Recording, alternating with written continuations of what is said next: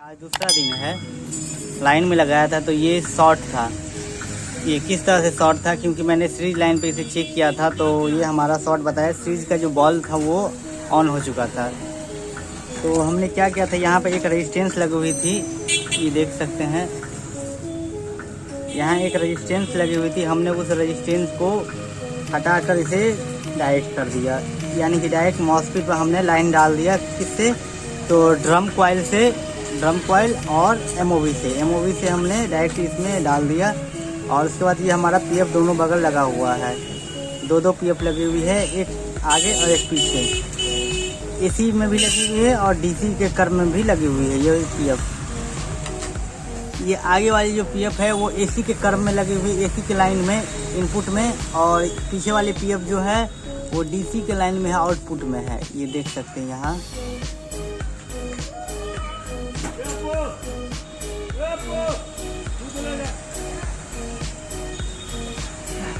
आपको plus minus दिख रहा होगा,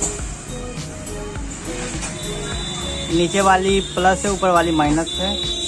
तो इसी तरह हमने देख लिया। फिर भी ये हमारा शॉर्ट है, तो हमें करना क्या है, अब हमें इस एमओवी को निकाल कर देखना है।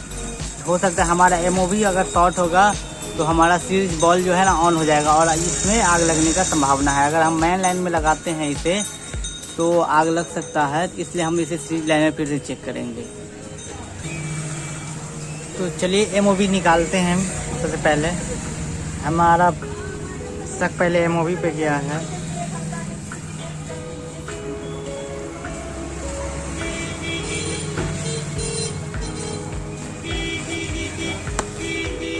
एमओवी हमारा निकल चुका है, आप देख सकते हैं।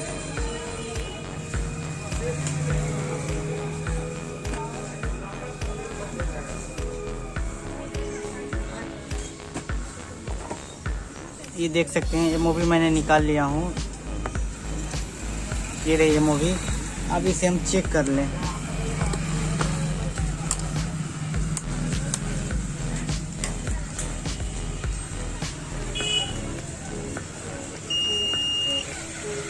एमओवी शॉर्ट है हमारा।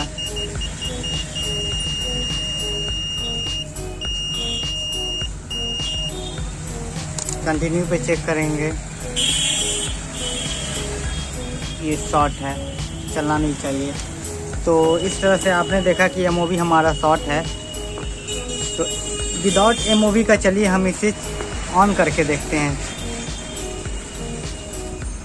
विदाउट एमओवी चलिए, तो हम एक कनेक्शन यहाँ डाल देते हैं।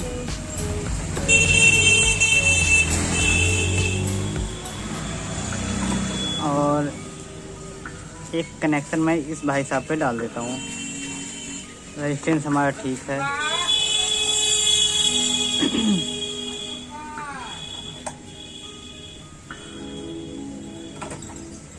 एमओवी हमने निकाल लिया है, एमसीपीसी मैंने जोड़ दिया है और इसे हम सीरीज लाइन में देखते हैं ऑन करके।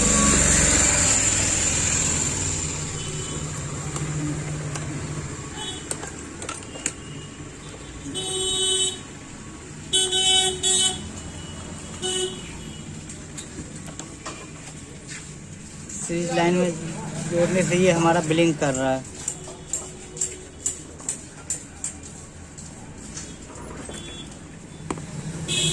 तो हमने एमओवी निकाल दिया और एक रेजिस्टेंस हटा दिया, रेजिस्टेंस को हमने शॉर्ट कर दिया, पर ये हमारा ब्लिंक कर रहा है। तो ब्लिंक का कारण ये हो सकता है या तो हाई वोल्टेज, या तो इससे ज़्यादा, या इसमें से ज़्यादा आउटपुट निकल रही है या तो कम निकल रही है। तो हम इसके वोल्टेज को नापेंगे, कितना वोल्ट हमें ये दे रहा है।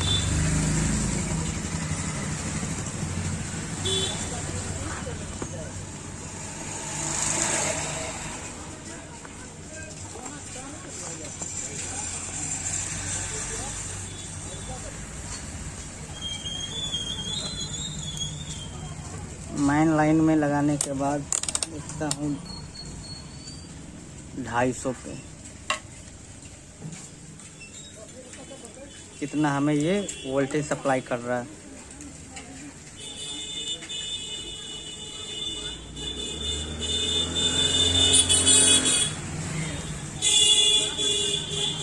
ये हमें 50 वोल्ट दे रहा है।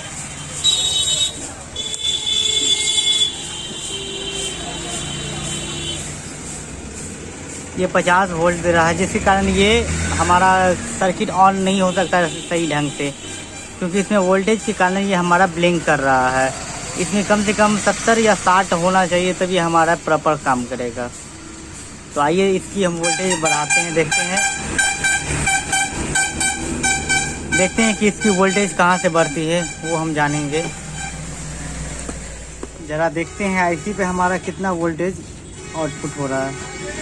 तो प्लस हमारी उस साइड है,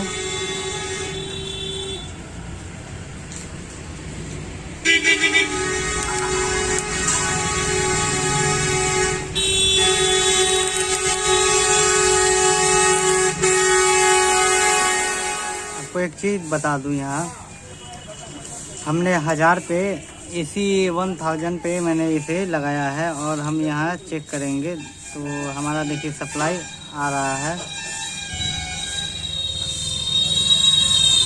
हमारा यहाँ से यहाँ तक देखिए, यहाँ भी आ चुका है। यहाँ तक हमारा 250 पर मैंने लगाया, तो 250 पर भी हमारा ब्लिंक दे रहा है। बस हमारा कंडेंसर के पास जो है ना, वो काम नहीं कर रहा। कंडेंसर के पास हमारा 250 दे रहा है।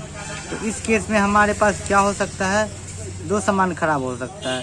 या तो एक पहला ये जो कंडेंसर दिख रहे हैं आप, इसे उल्टा दूँ, या तो ये कंडेंसर ख़राब होगा या तो ट्रांसफार्मर।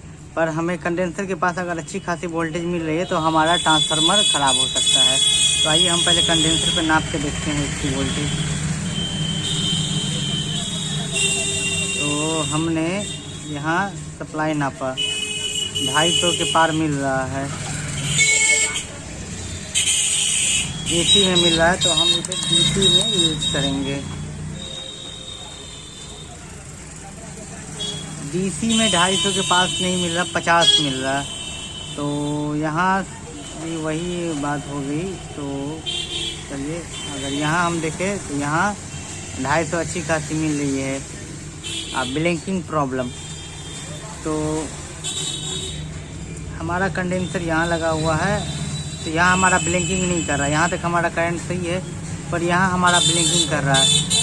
तो छोटी वाली ये जो कंडेंसर जो दिख रही है, हमारा ब्लिंकिंग प्रॉब्लम में कर रहा। तो हम इस कंडेंसर को चेंज कर देंगे, हमारा ब्लिंकिंग का प्रॉब्लम सॉल्व हो जाएगा। तो आइए हम इसे चेंज करके देखते हैं। तो हमने ये कंडेंसर चेंज कर डाला है, सेम वैल्यू के मैंने कंडेंसर लगाई है, और देखते हैं कि कंडेंसर चेंज होने के बाद भी हमारा प्रॉब्लम सॉल्व होता है या नहीं। तो प्रॉब्लम में कोई सुधार नहीं, इसका मतलब ट्रांसफार्मर हमारा ख़राब है। इसलिए हम ट्रांसफार्मर को भी चेक करेंगे। ये कंडेंसर निकालने के बावजूद हम देखेंगे क्या होता है। प्रॉब्लम सेम है। तो बीमारी हमारे पावर सर्किट में नहीं है, पावर ये ज़्यादा दे रहा है, जिसके कारण ये ऐसा हो रहा है। तो चलिए हम इसमें 15 वाट का MCB यूज करके देखते हैं।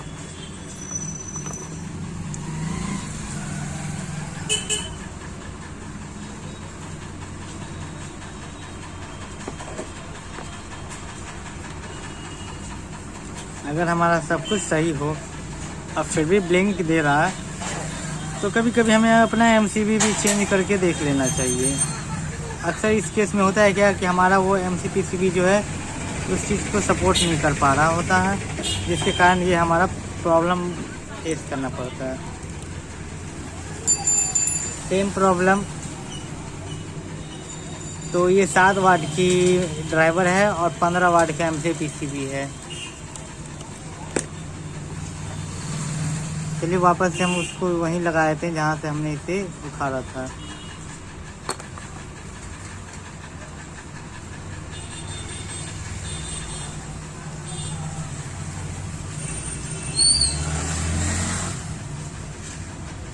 एक तरीका और है इसे चेक करने का, चलिए उसे भी आजमा लिया जाए आज।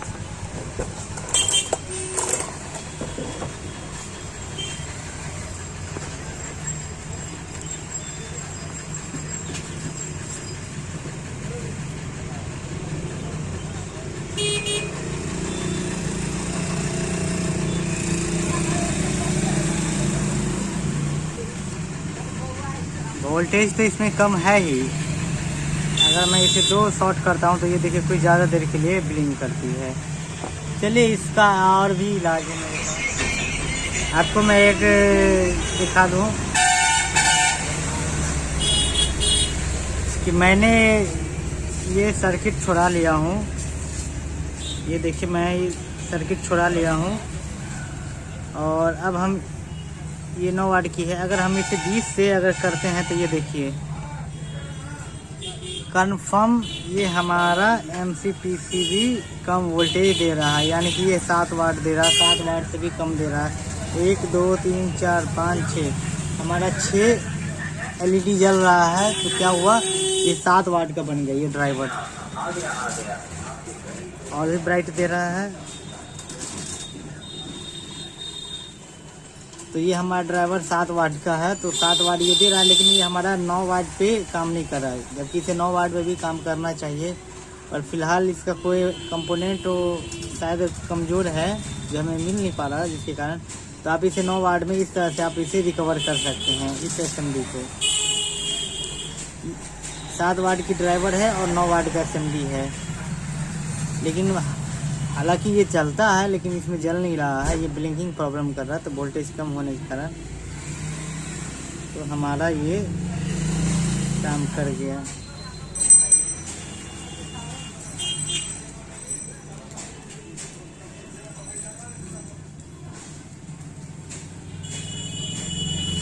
चलिए मिलते हैं अगले नेक्स्ट वीडियो में।